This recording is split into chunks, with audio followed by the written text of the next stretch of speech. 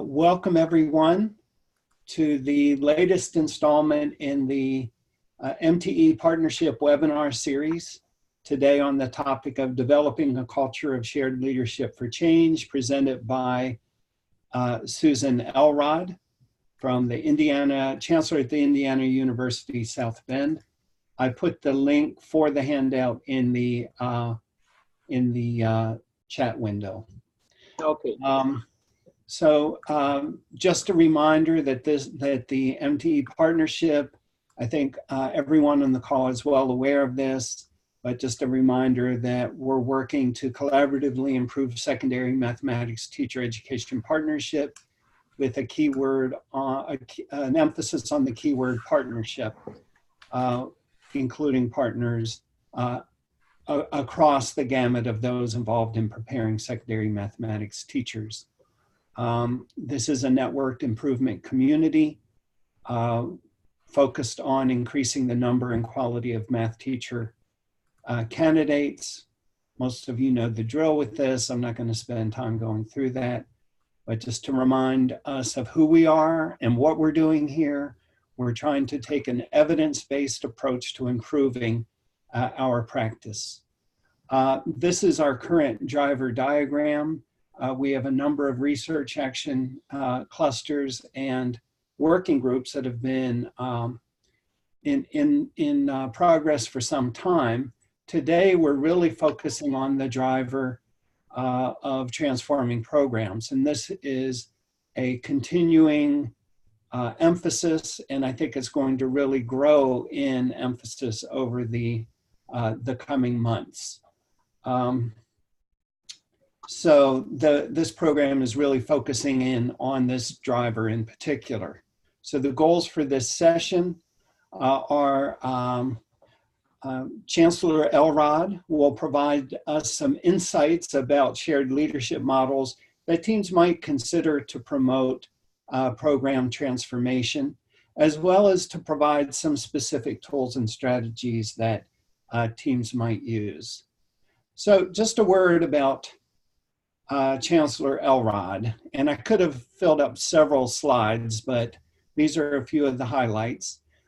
She has been well known to the MTE partnership for some time, particularly with her work on increasing student success in STEM, that book related to institutional change.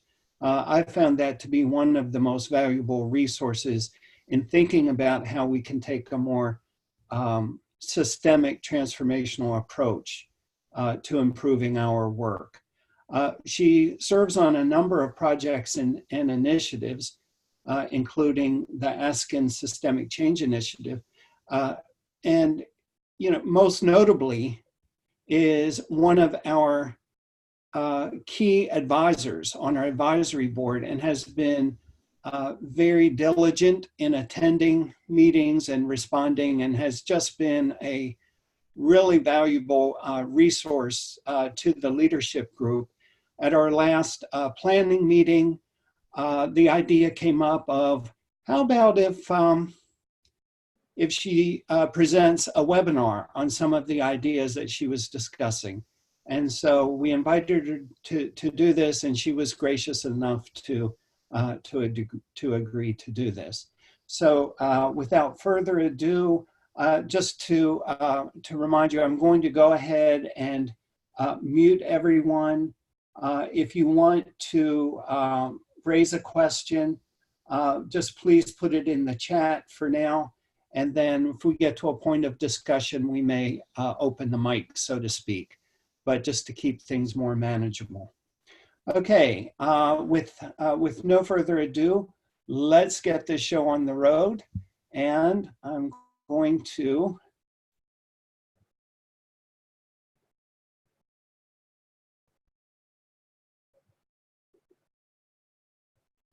All right. Well, thank you so much, Gary, for that kind introduction and for the invitation to be with the group today. Hopefully everybody can see the slide now, right?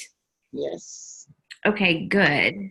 Um, I've been excited to be part of the MTE partnership group because mathematics, I don't need to tell all of you, is so important to student success generally, but preparing good, high quality math teachers who come from diverse backgrounds is a critical part of that preparation for students in the pipeline, and also, of course, once they get to college. So even though not a mathematician myself, certainly understand how important it is to have good math instruction. So as Gary mentioned, I'm going to share some thoughts that I've had been developing with colleagues around the idea of a model called shared leadership. Some people refer to this as collaborative leadership, so it goes by different names. We like shared leadership. And so what I'm going to do is present some of the principles around what it is, maybe what it's not, as well, when it's useful, and then open it up for discussion and point you to the handout that you should have also received that contains some tips and strategies for working to develop a shared leadership environment, no matter where you are in the spectrum of leadership on your campus, whether you're a faculty leader, a department chair, or the president of your university. So that's what I plan to cover today. So shared leadership is an approach that brings people together in a more deliberate way to achieve transformational change. So these 5 circles here just describe the basic tenets. More people are involved. It's not just a top-down edict from one leader out to the masses. Sometimes leader and follower roles are interchangeable. And that takes a great deal of humility on positional leaders' parts, but also courage and preparation on more informal leaders' parts. It is a way that multiple perspectives and expertise can be brought into the leadership structure. And frequently, leadership within the system is not based on position. Do you have a title that denotes you specifically as a leader, like chair or dean or provost? And it encourages collaboration across the organization. And a lot of what we've drawn from here can be found in the reference that you see there on the slide. It's a monograph prepared by Adriana Kezar and Elizabeth Holcomb and published by the American Council on Education. There are lots of other good references as well. So shared leadership is something that you don't necessarily need all the time, only for complex transformative challenges that involve multiple different departments or groups. So for routine kinds of changes, you probably don't, really need to employ a big shared leadership approach. But near the bottom of this chart, for complex challenges like improving student success across multiple departments, or teacher education involving multiple partners, it might be useful to consider an approach like shared leadership. And this slide just shows, if you're trying to build a building, you've got all these stakeholders involved. You've got construction workers, you've got tools and procurement, you've got heavy equipment, you've got managers, and somewhere there's a CEO managing it all. How do you bring all these people together so that you can effectively build a building? So to transfer that to what you all are trying to do, how do you bring all that together to better prepare high quality, diverse teacher candidates? There are different ways that you can go about employing a shared leadership model. So you could have, as shown in this chart, co-leaders, teams, or a more distributed model. And so you might spend some time thinking about maybe what you already have or what you think might work better in terms of these different types of models. So the first, co-leaders, where there's more than one leader, and maybe there's specialization, so this is sort of a smaller version of shared leadership. I would say teams and a distributed model are much more common and much more useful in complex situations. So teams become, high functioning teams become an important component of a shared leadership model, as you'll see later. So this often means that leadership is shared. There's not just one leader. There could be a convener and someone who keeps track of things, but then various people on the team are actually leading different parts of the project. And that may sound familiar to some of your teams already. The distributed model means that there might be leadership individuals dispersed across multiple units in an organization, and maybe they all get together and form a team and work together on bringing those units together. So you could study this chart a little bit more as you think about what level of change and partnership you're trying to affect and what might work. And I'll give an example in a few minutes about something that happened at the University of Wisconsin-Whitewater when I was there that might also help illustrate how you might implement shared leadership. So lots of people also ask us, well, is it the same thing as shared governance? And it's not. So I want to make this clear because all of us are working in university environments where shared governance is the bedrock of our policy and decision-making framework, with faculty leaders and administrators working together to set institutional direction, as you can see under shared governance outcomes, inform big decisions, set policy, with authority for enacting policy delegated to different groups. Shared governance is also another way to hold people accountable. On the other hand, shared leadership then, the way that I think about this is it's how we get things done. So shared governance might help us set up the direction, the policy, the decisions, and the framework, but shared leadership is a way that we can implement university-wide goals, take action across units, share responsibility for institutional priorities, even measure progress on critical outcomes, and engage in significant institutional change. So they work hand in hand with one another. And I even view them in this sort of balancing act as shown here. When shared governance and shared leadership are out of balance, faculty leaders and others on the campus may be skeptical of the administration, might play more of a gatekeeping role, be more reactive. There might be more of a compliance environment.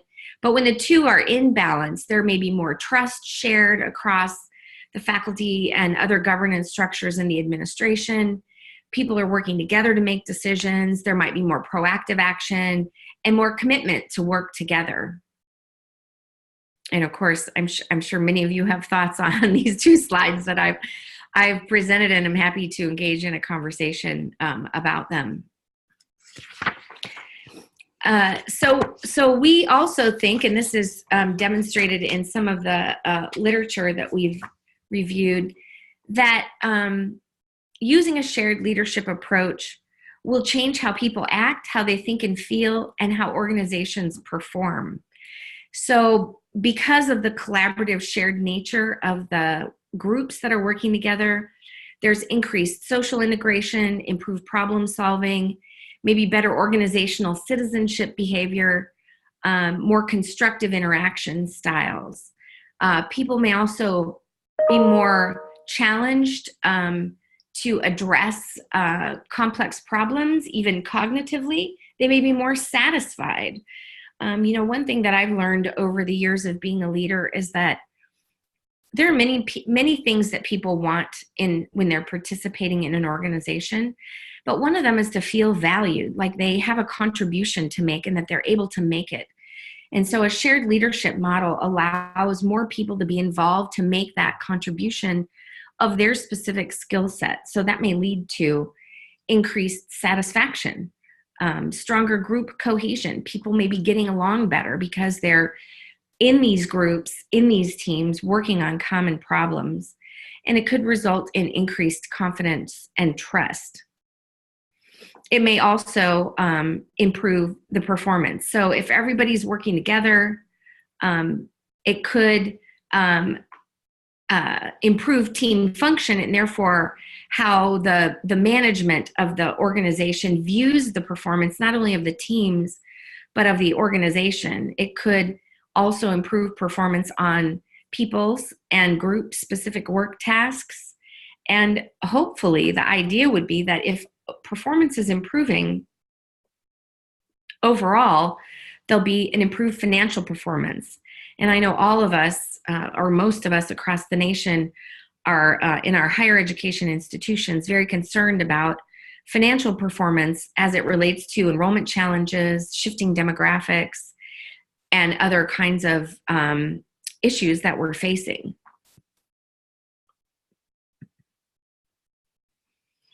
So it's not a panacea. There are obviously, with anything, potential challenges. One of the messy intersections of a shared leadership model is that people have to be able to manage issues of conflict, power, and authority, and be able to talk openly about them. So this may not be easy to do, and you may have specific situations on your campuses, and I'm happy to provide any insight I might have about how to do that.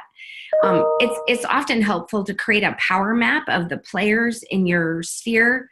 What influence do they have, and what is their interest level in your project? There's different ways to graph it out. But that's often useful because then you can start to figure out and develop strategies for how to recruit certain people to your goals. Because really in a political power dynamic situation, you have to develop allies, you have to know who your enemies are, you have to figure out how to get the skeptics who might come onto your side with you. So there are power dynamics, and hopefully this is resonating with some of you, that you have to be able to address, especially in a shared leadership context. It could also be that bureaucratic procedures or powerful groups might be powerful enough to obstruct team or shared leadership progress. And there are certainly ways to manage around that kind of challenge as well. It could also be that your institution or organization lacks structure or clearly defined roles and accountability, and that can in fact impede progress. Who's in charge is a good question, and there needs to be some understanding of who's in charge, who's giving the authority, and then who's empowered to act on behalf of the project. So all those roles have to be worked out. It could also be possible that a great team could form but end up getting ensconced in groupthink, and that's not good. So this is where diversity of perspective and idea is really important. And as I kind of alluded to earlier, it's important to make sure that everybody in the shared leadership environment knows who has what decision-making authority, in particular, what final decision-making authority. And then the last challenge that I'll mention is just that it takes time to develop this kind of environment. It's much easier for a leader to say, okay, go, do these things, and I'll see you back here in 6 months. Well, then the chances of those things getting done may or may not happen because the structure might not effectively accomplish those goals. So sometimes it takes patience and it takes time, and it takes a certain set of deliberate attention to develop this kind of model. So I just want to remind everybody of the 5 kind of hallmarks of shared leadership before I tell a story. And I don't know, is there anybody who has a question right now? Gary, maybe you can let me know if there's a question. I don't see anything in the chat. Yeah, I've been watching the chat, and I haven't seen anything yet, but this might be a good moment to pause. If anyone has anything they'd like to raise, either put it in the chat or speak out. And I should mention that Susan is a real trooper. She's actually out sick today, and has such a commitment that she's playing hurt, so to speak. So I forgot to mention that in your intro, that I really appreciate you toughing it out. No problem. Well, I am committed to the MTE partnership, as evidenced by my time here. It's going okay, though. Yeah, I think it's going great. Okay, last chance for any comments or questions. I don't see any, so I'm going to move on. Okay, well, let me ask a real quick question. Okay. Is in most cases, are you sort of thinking of this shared leadership like within an institution, as opposed to how this might kind of unfold if you're dealing with, say, a university and a school partner? How would that translate? It seems like it would, but I'm just asking. It definitely can. And in fact, a lot of the shared leadership research is in the K-12 space. So it can definitely involve a cross-organizational team. I think for that to happen, you would have to get the main leader, the bigger leaders, the decision makers at both places on board. This is sometimes a big challenge because those leaders need to also understand what a shared leadership approach is. It's how I lead most of the time. So as the chancellor, I create the environment, and it's easier for me to do that because I'm the one with the authority to do that. So I think if you're going to bring teams together across a university and a district or a school, whatever it might be, you might want to have this conversation with the leadership of both, whatever the leadership is most appropriate. And it could be the dean of the School of Education and the principal of the school, for example. Talk to them about what you'd like to accomplish and how you'd like to accomplish it, and see what they say. And I think that might be very interesting. It's definitely transferable, though. It can work in a small organization or a large, complex partnership. Thanks. Okay. So maybe I'll move on and see what other questions might emerge. So at the University of Wisconsin-Whitewater, when I was the provost there, we had just joined a new student success national initiative. So we were one of 44 teams across the nation who were selected to participate in this project focusing on first-year student success. And so when I arrived at the university as the new provost, there was a team of people working, but they were working in silos. They were working in isolation of lots of other units. You can only imagine how complicated first-year student success is, right? Everybody touches those freshmen, from the advisors to the first-year classes they're taking, to the student groups and organizations, to the residence halls. And so I saw that there was a need for a greater number of people to be involved, which is one of the principles of shared leadership. And so I also heard that other people were working on projects that related to first-year student success. And they were working also in isolation of this other team.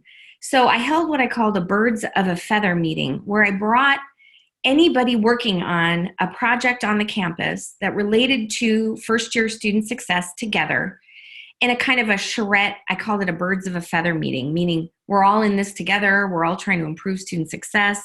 Let's come and share. And so we probably had 60 people in the room who were all committed to the outcome. And so we shared. They learned about each other's projects, and that actually expanded some of the siloed teams. So this was my way of including multiple perspectives and expertise to expand. You know, more heads are better than one is so true, and you all know that too. So then what ended up happening was new teams were formed based on shared interests. And so every project got expanded in a way that was relevant to the outcomes that they were trying to achieve. And so then as the provost, I empowered those teams to continue work on the shared outcomes that they had developed.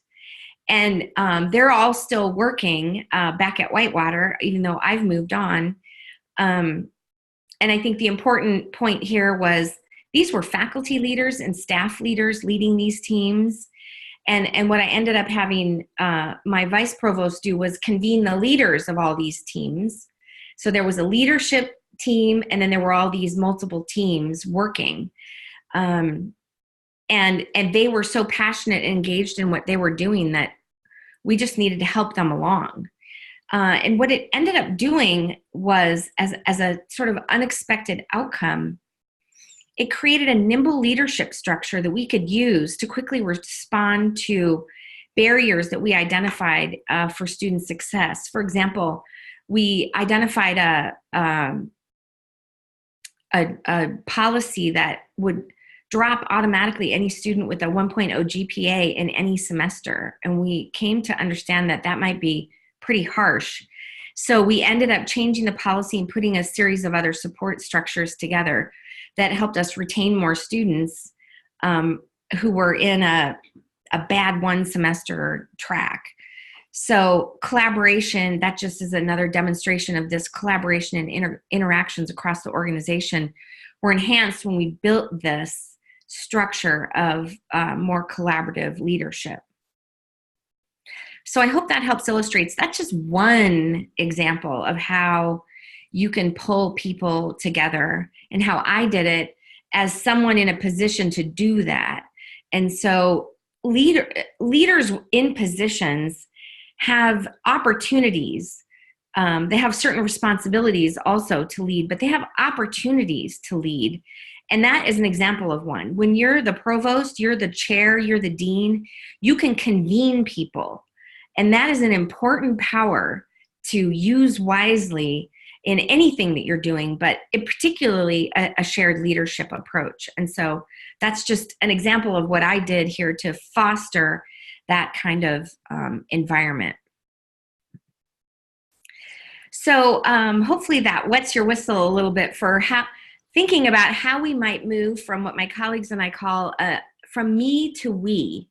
So I believe one of the most important and sometimes difficult transitions for a leader to make is from my ideas and my thinking to our ideas and our goals.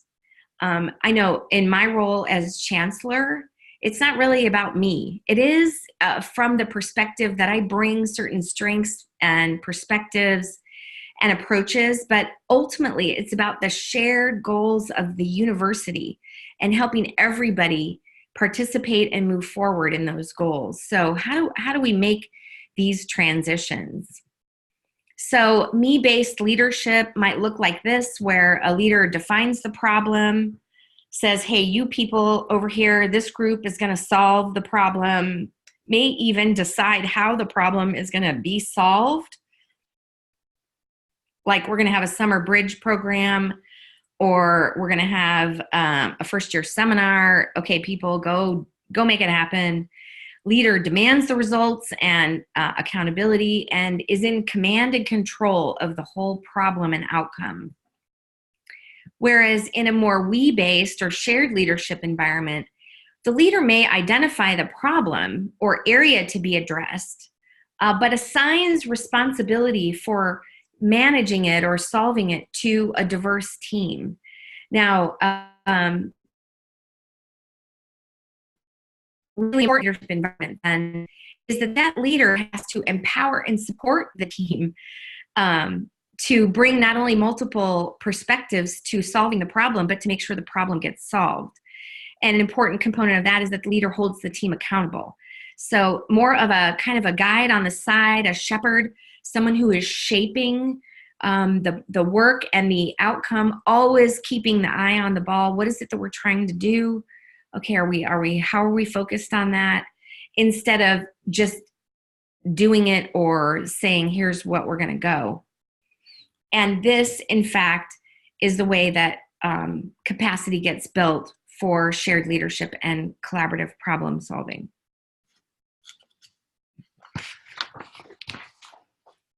So as you are thinking about this, my colleagues and I have outlined, and this is based in part of what has been written in the Kezar Holcomb monograph, but we think that in order to build capacity for shared leadership, you have to build an understanding of the problem that everybody shares or agrees with. You have to gain the support of key influencers and decision makers. These people may be folks with chair, dean, provost, president titles, or other kinds of titles that put them in a place where they have responsibility for money, budgets, and outcomes. You have to assemble the right and diverse team, promote effective team functioning and dynamics, and engage in organizational leadership. And this is where the other handout that I provided comes into play, and where I may ask you to spend some time looking at that handout. So on the handout, first there's just a summary on the first page of what shared leadership is generally. You have the PDF of the PowerPoint as well. And then there's a chart that shows suggestions for strategy suggestions for informal and what I'm calling in this handout positional leaders. These are the more formal leaders, people with titles. So you can see on the handout the condition for building shared leadership. And then if you're one of these informal leaders, a staff member, a faculty member, students, without a formal leadership title, here's some suggestions for how you might act to create a common understanding of the problem. If you're someone who has a formal title, a position like chair, dean, program director, whatever it might be, these are some suggestions for you to consider in creating a shared leadership environment. And then the last several pages just are some open-ended questions that you can do as homework, or we can explore them in this webinar to help you think more deeply about the different aspects of the conditions in this chart and where you might be with respect to each of them, and then ways you might go about them. So here I'll just run through, this is just one section of the chart. So this is gaining support from key influencers and decision makers. If you're an informal leader, which I know lots of people in the MTE partnership projects are, here's some suggestions for what you might do. Frame it in the context of institutional goals. So does your institution have a strategic plan? Do you know what it is? Do you know where your project fits within that? Can you draw a line from what you're doing to those core outcomes and goals? I think another important thing to do is to present the work you're doing as a solution to key influencers and decision makers, not a problem that they need to solve. Believe me, I have more problems than I can solve. And if people come to me with solutions that make sense, that are aligned with the institutional goals, that is huge for me as the chancellor of a university. That doesn't mean that they're going to get approval to do it, but that's at least a great way to start the conversation. Get to know those leaders in those decision-making roles. They need to eat lunch like everyone else. Maybe they'll entertain a lunch with your group so that you can explain to them what is important to you, what you're trying to do, and how it fits with what you think they're trying to do.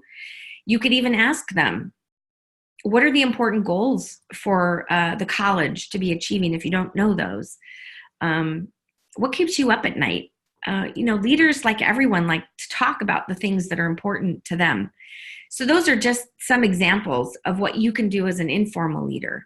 Clearly, if you're someone in a position of authority and decision-making, you need to give permission to the innovators. You need to find out what people are doing and bring them into the work. You don't have all the answers as the dean or the chair or the provost.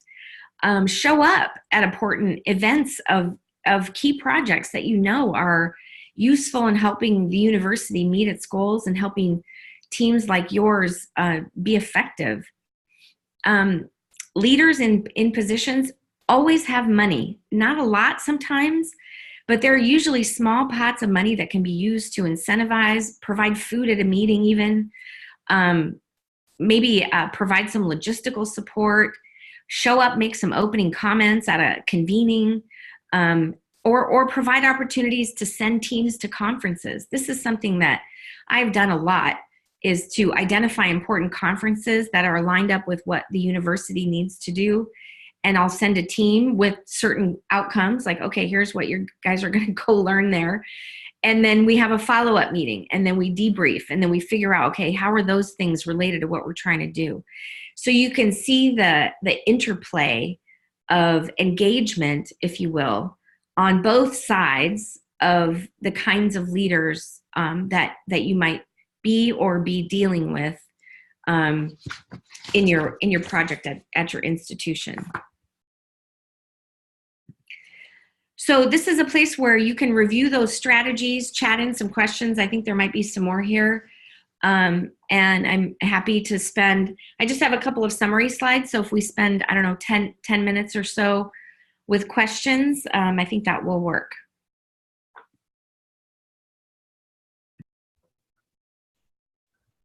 Okay, so we'll take an opportunity for people to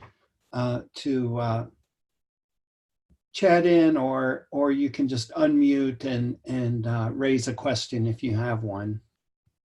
I have one that may be a little silly, but would it be okay? Do you think it would be effective in that previous slide to just like send a copy of that slide about what positional leaders should be doing to say my dean or department chair? Do you think that would be an effective strategy?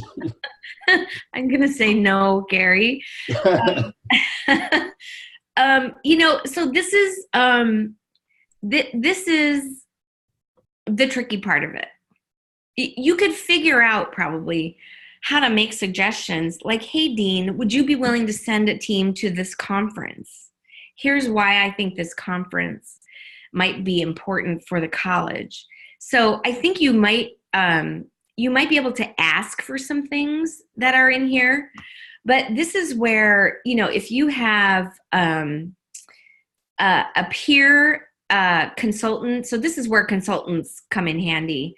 Like if I came to your campus, Gary, and met with your dean and your president, and, you know, I could talk about these things with them pretty clearly, perhaps, from my own experience, you know, and hey, I know your team's trying to do these things. Have you thought about? So a peer can do it, but you might need to get creative in how you make suggestions to your dean along those lines. I think you can do it, but you just don't want to send them I mean, you could, like, hey, we had a webinar. Here's the materials. You could do it in that context. Hey, what do you think? You could try that. Depends on how receptive you think your dean might be. Yeah, I was kind of thinking about that too, of almost just sharing some of the materials might be good. Yeah, okay. I think in that context, definitely. But then you want to set up a follow-up meeting, you know, to talk about it, yeah. Right? And by the way, I appreciate your volunteering to come to Auburn. We'll get right on that. Yes, I'd be happy to come and talk to your presidents. But meanwhile, we have a question from Wendy Smith. I don't know if you can see it, but I'll read it. Do you have recommendations for helping people see the urgency of needing to engage with institutional change in the face of people who think what they are doing is just fine, so they're not really taking time to engage in transformation efforts, or who just have other priorities and are not making the time to engage? Right. Yes. So not everybody is going to ever be on board. So this is where that power map comes in handy. If these are people who may impede your progress, you need to figure out how to get them on board. If they're just part of your department and they're not vocal detractors, I wouldn't really worry about it. Move on.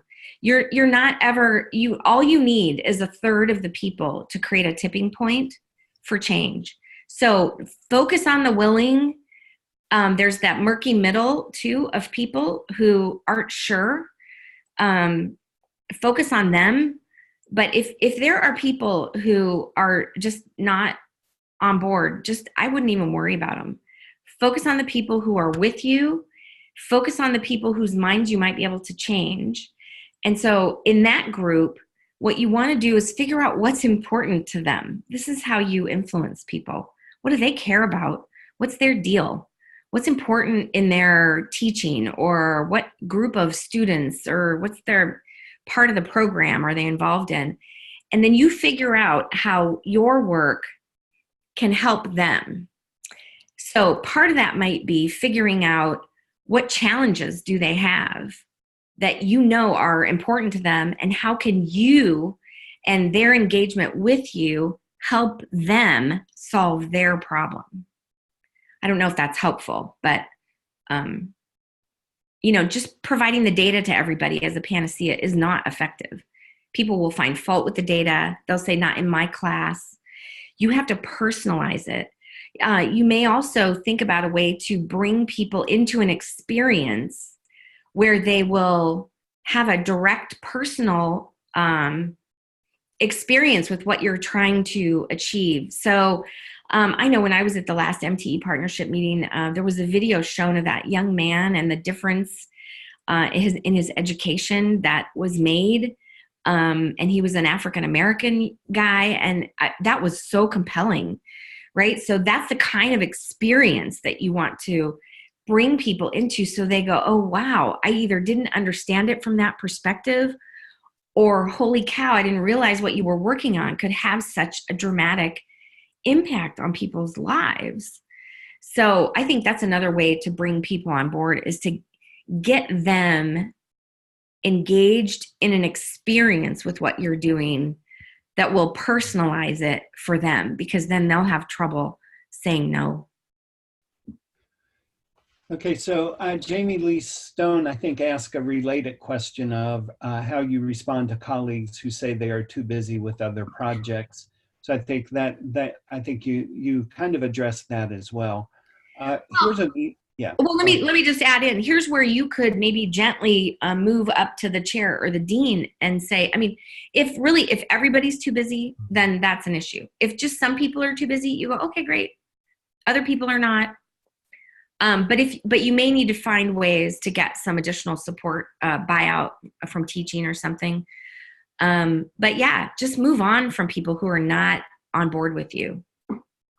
I think the thing that we face at times is, we need a third, but it's a third of a pretty small N. Yes. At times, which means that we have to find some creative ways of building out a team that really has the capacity to take on the changes that we need. Right. Well, so in that particular case, then this is where you might want to have some heart-to-hearts. Hopefully you have chair, dean, leadership that understands what you're trying to do and then can help you get more of the third. Because I'll tell you, other things that I've done is I've made funding available for course buyout, but only if you're working on these things. And then I highlight those things at college and department meetings. Pretty soon people are like, hey, what's going on? What is the dean funding? How come I'm not getting some of that money? And especially at research universities, money's a big deal, right? So it could be that if you have a malleable chair or dean, you could say, hey, look, can you help us out here with just present a budget, have a one-page summary with what you need. Mm-hmm. Don't go in there with a nebulous goal. Say, here's what we need. Here's our plan. It builds on these grant funds that we have. It's going to help us achieve these outcomes that we know are important to the college. Can you help us out? So that may also be helpful. And I know that doesn't get you more people necessarily, but it may get you more parts of people. Yeah, I think that's really good advice. Here's an easy one from John Sutton. He's known to ask easy questions. Uh-huh. How do you deal with accountability in a shared leadership model?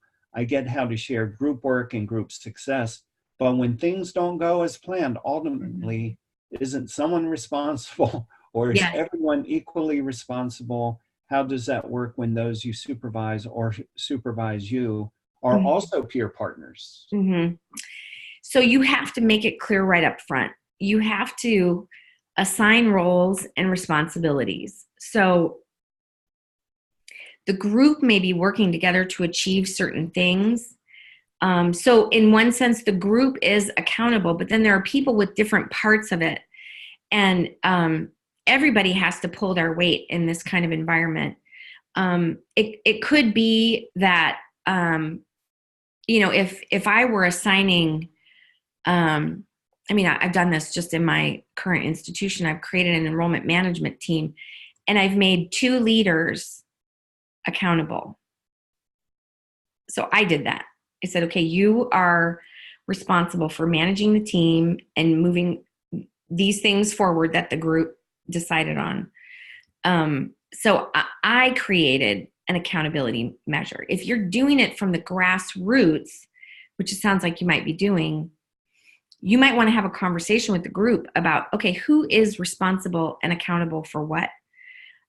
This may be also where you go back to chair or dean, whatever's appropriate, and make sure they're on board, because they could also help play a role in the accountability equation if it's important enough for them to engage in. And hopefully it is, because the work you're doing should be that important. I don't know if that helps. John, do you have a follow-up? Or are there other questions? I think we may have time for one more question.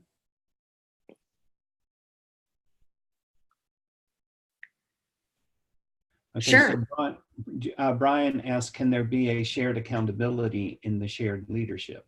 Yes, as long as it's clear. So different people can be held accountable for different parts, but ultimately someone has to be watching the ball. So that could be a chair or a dean, or it could be the person who convenes the group. I'll use Gary as an example. Gary holds you all and others on the team that is leading the MTE partnership, holds you all accountable. And you can probably think about the ways that he does that. The meetings, the structures, the webinars, the other ways that you engage with one another. He started this webinar with the driver diagram. That's an accountability tool. Oh, right. Here's what we're all trying to achieve, remember? So I think there are ways that you can create it in the group. You need to be clear with each other who's responsible for what, and then who is watching the ball. And it could be just as simple as watching the ball. So there could be one person in the group who may or may not even be the leader or the convener of the group, who's responsible for the Gantt chart, or the check-in. At 3 months, we said we'd be here, and we're not. Okay, what do we need to do to move forward? So you could even assign accountability to someone in the group. And it doesn't have to be the chair or the dean. I don't know if that helps, but I think it's about being transparent about it.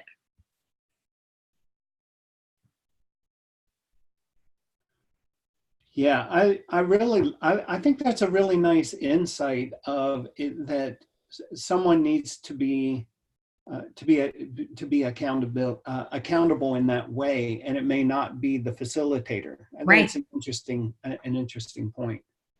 So John, in the shared leadership model, it could be anyone. Just make sure they're good at that, right? So don't assign keeping track of things to the person who. That person might be good at other things, right? So I think that's also important. So let me just close with just 2 slides. So this is hot off the press. I had a little NSF grant to bring some leaders together and ask them, what did they do as leaders to facilitate systemic change at a university in a STEM environment? And so we spent a couple days together, and this is the preliminary list. There's lots of nuance under here that you're not seeing.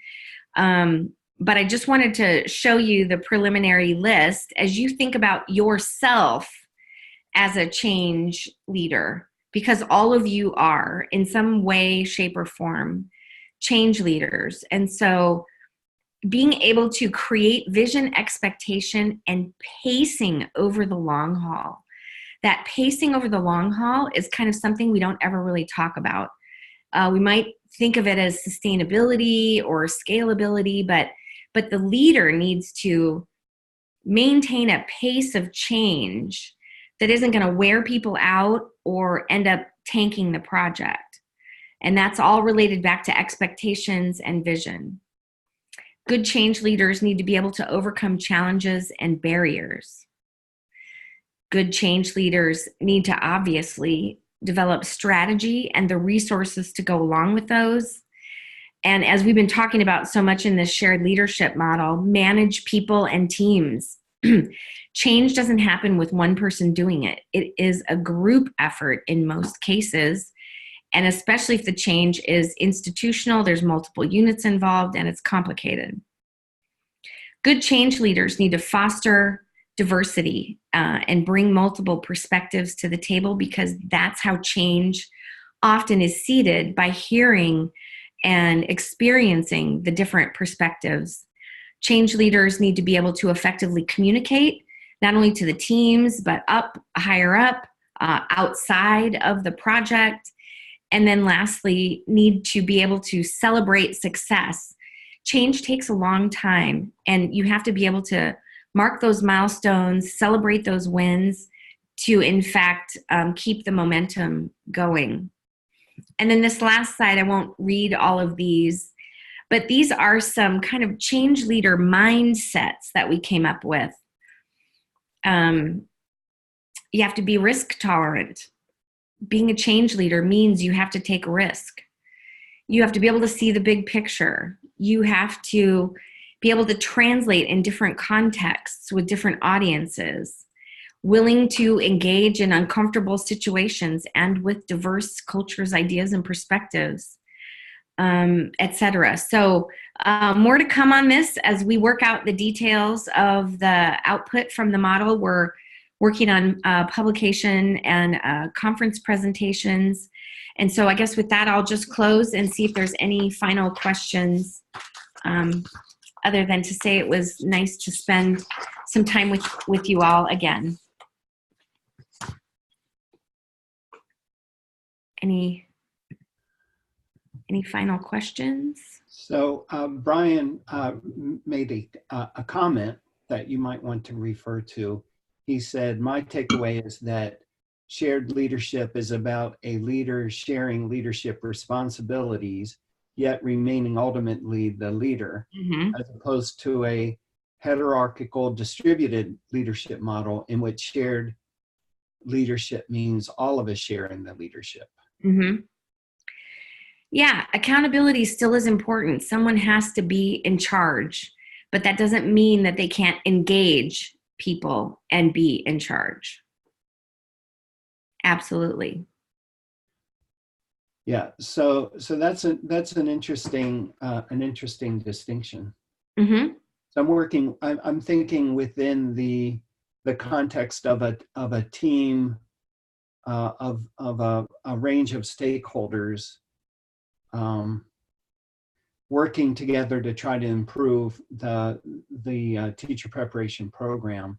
I'm thinking that shared leadership model can still make sense, but I'm wondering about what are the advantages opposed to more of a distributed leadership model.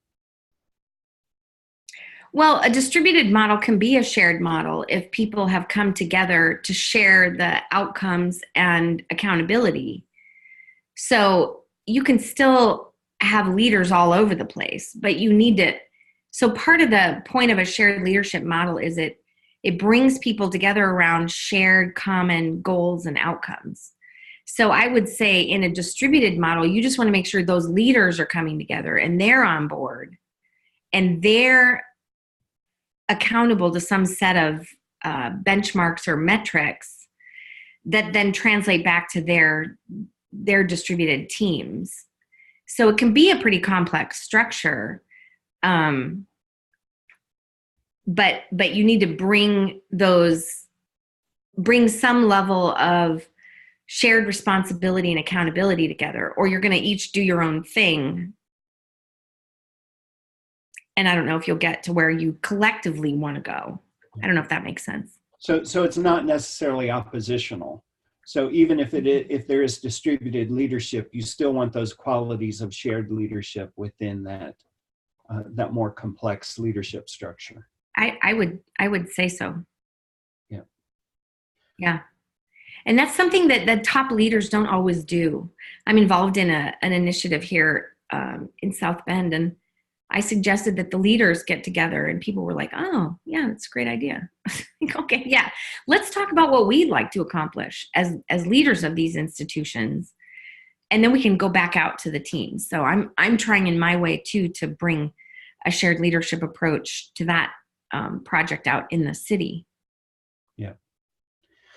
Well, John Sutton made this final comment. Many thanks for sharing your findings and insights, great and useful information that helps to further our work. And I will simply agree with John, and thank you so much for taking the time to share your thoughts with us, and just for your continued support and enthusiasm for the work that we're trying to do.